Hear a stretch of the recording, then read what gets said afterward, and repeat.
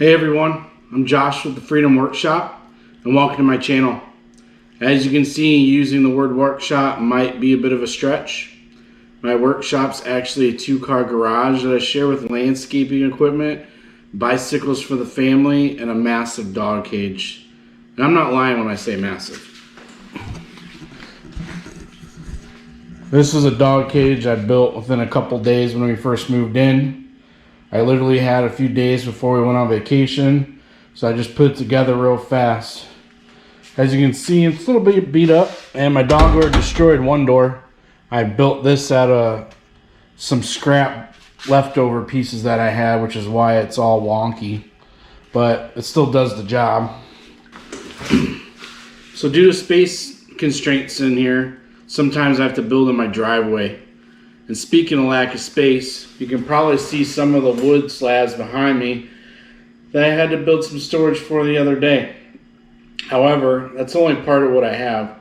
There's so much more wood that goes with it, and I'll actually have a video on that coming soon. So today, you're going to see me build some more wood storage on the opposite wall.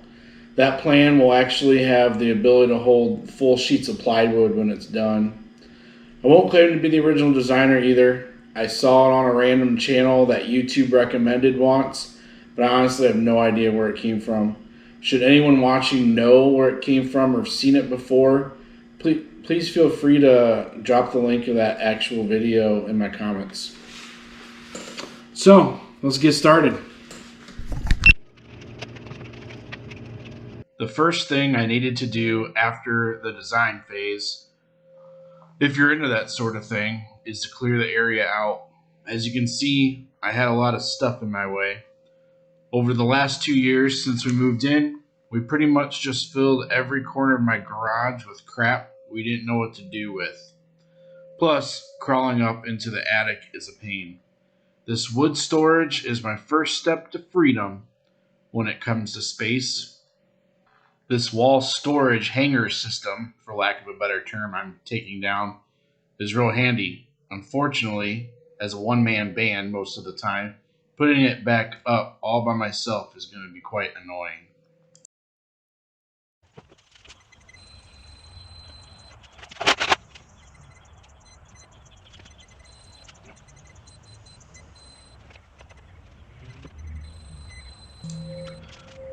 Stud finding.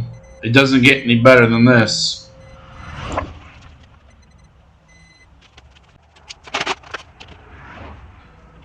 What I'm doing now is lining up all the stud marks and making straight lines with a yardstick for my supports. You can do it any way you want, but this is just how I chose to do it.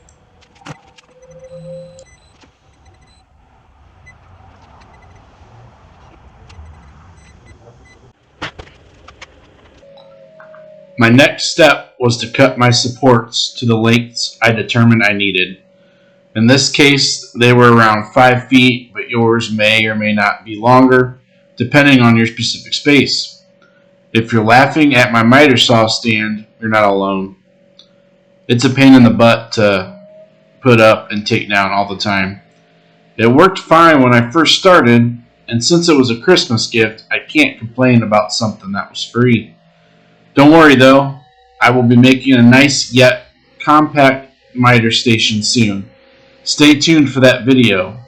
And if you're wondering why my video is so far away, I honestly don't know what I was thinking at that point.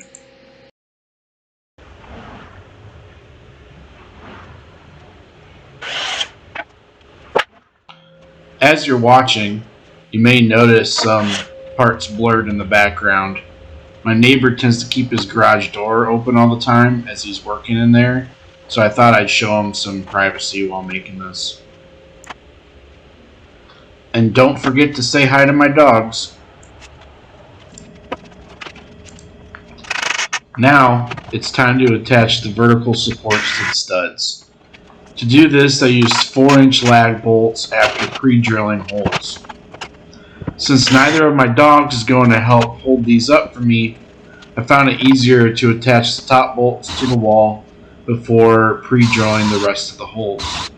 You will also notice that I have to lean into that DeWalt drill for that extra oomph.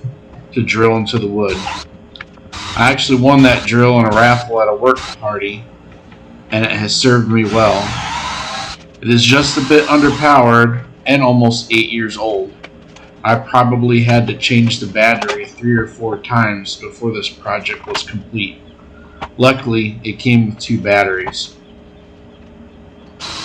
Once the holes for the vertical supports were done, I worked on the horizontal supports.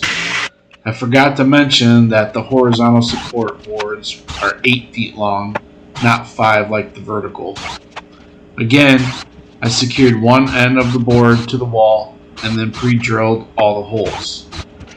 After the holes were made, I went back and drilled deeper into the wall since my bits were not long enough going through the wood. Once that was done, I began securing the rest of the boards I had up to the wall.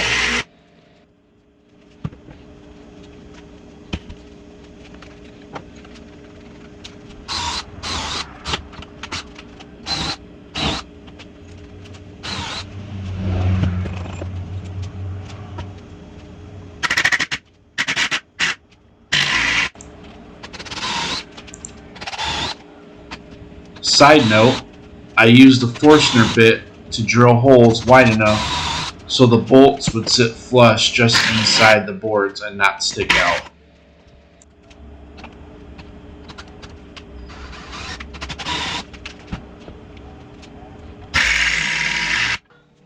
It was about this time I realized I messed up. The Forstner bit I used to make sure the bolt sat inside the wood was too small for the socket to fit in, so I will have to finish tightening the bolts by hand as best as I can later.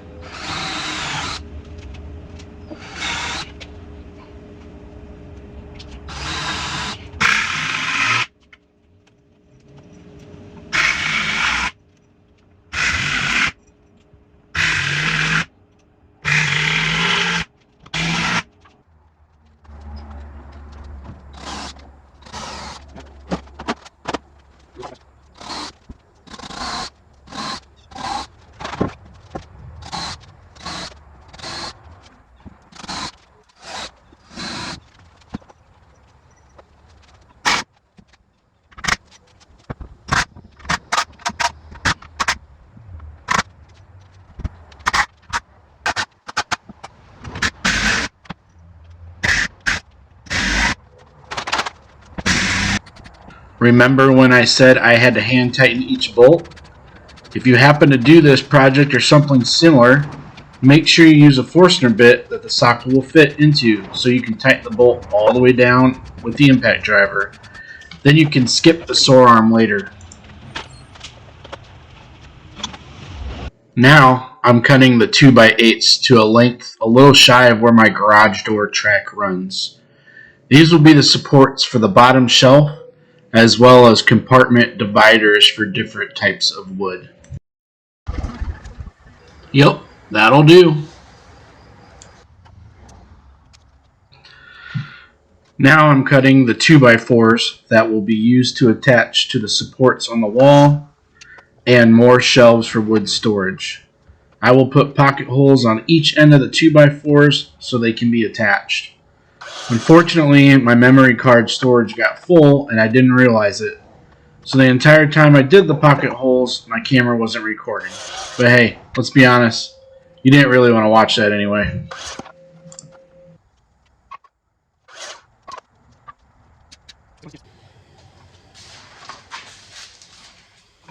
All done. Now that you've finished, I encourage you to drink because it's a pain in the butt and you're going to need it. Here I am making, for lack of a better term, L supports, I guess, using Craig 2.5-inch pocket hole screws. Since these supports are going to be holding a lot of weight at times, I decided to use the heavy duty screws. I don't know if it was needed, but it definitely won't hurt. I'd rather overdo something than underdo it. Is underdo a word? You be the judge. You are also probably noticing the crap show of a mess in the background. I sure am glad I got that cleared up shortly after this was recorded. Having the extra space made my life easier, and my wife stopped giving me the look. It was also at this time I realized I forgot to add pocket hole screws to the bottom of these supports. Prepare to marvel as I awkwardly hold the wood and drill holes.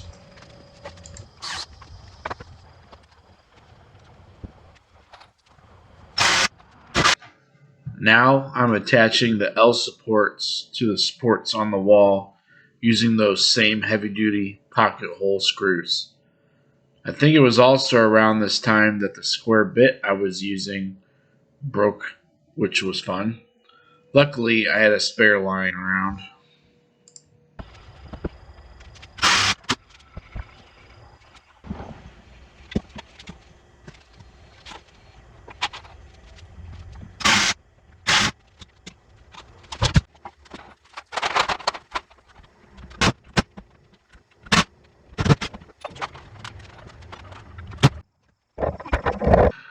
After cutting the plywood to length, it was time to attach it to the bottom of the wood storage. There was no way I was going to be able to do it myself, so I had to enlist the help of my 12-year-old son. If any of you have kids around his age, you know they don't listen very well. This time was obviously no exception, but we were able to get it secured to the bottom using 3-inch wood screws.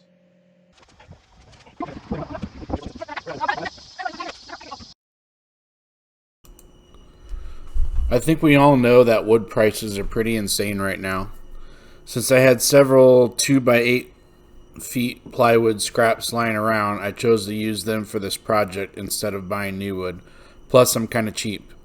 That's why you see me attaching 2 pieces of wood to the bottom instead of 1, and why the plywood doesn't meet the edges perfectly. I think Captain Planet would be proud.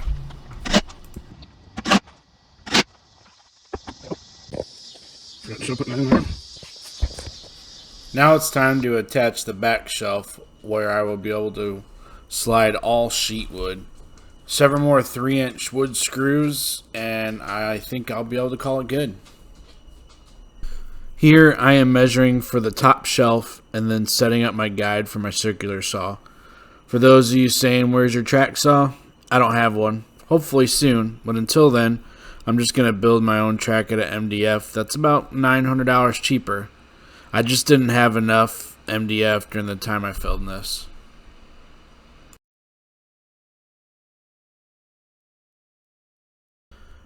Now that I have the top shelf cut and mounted, it's time to secure it. I shut the garage for you so it was possible to see me drill the screws. Didn't want you to miss that special step.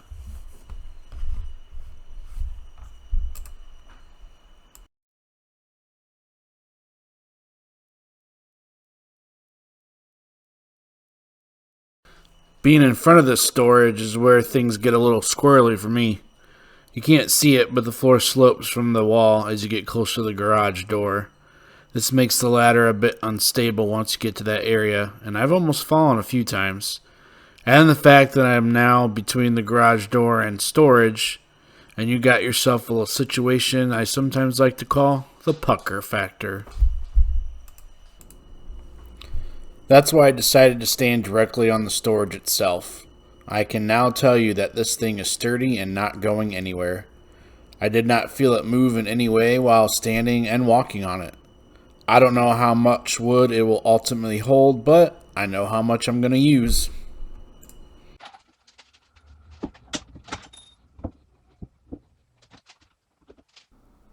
Now you see me attaching 2x4s with heavy duty 2.5-inch Craig screws in the pocket holes I made earlier.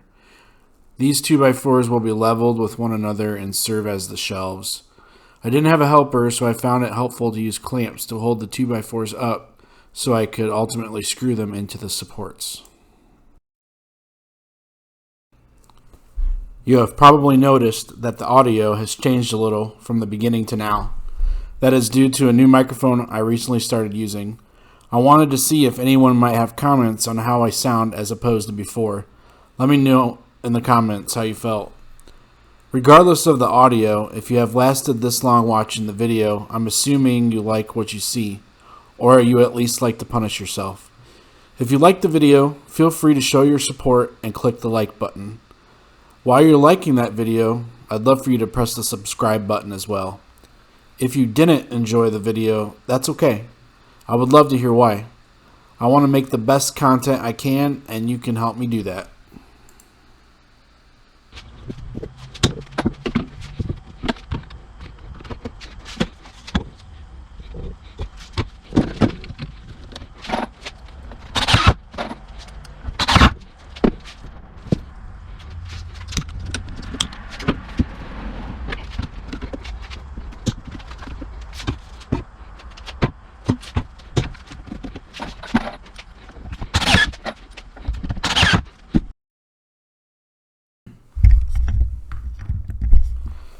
Here I decided to add some 3-inch wood screws from the top at an angle for a little extra support. I don't know if it was needed, but it sure as heck won't hurt. Sometimes I tend to over-engineer things. I thought about adding some extra support underneath, but it seems to be plenty strong right now. I will add those supports later if I feel it's needed. As a shop project, I feel it's plenty sturdy for now.